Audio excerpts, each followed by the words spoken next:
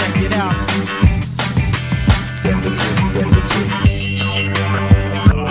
Kārtējais smagais rīts bokas, kabatā nedaudz kāpus, es sēžu bārā kā loks, man ir sūdīgi, es slāpos.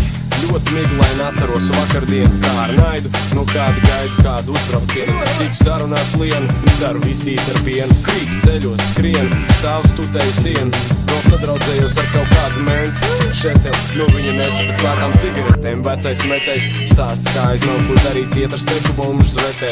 Īsāk kašķa meklēt, un te viņš sevi strepēm, un tādam svešiniekam kā man izskrat savu sirdi.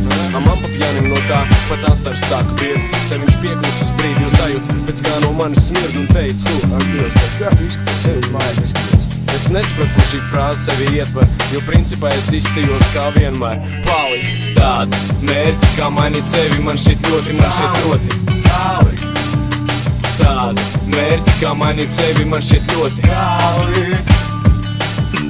Tāda mērķi, kā mainīt sevi, man šķiet ļoti. Tāda mērķi, kā mainīt sevi, man šķiet ļoti. O, šits ir jā.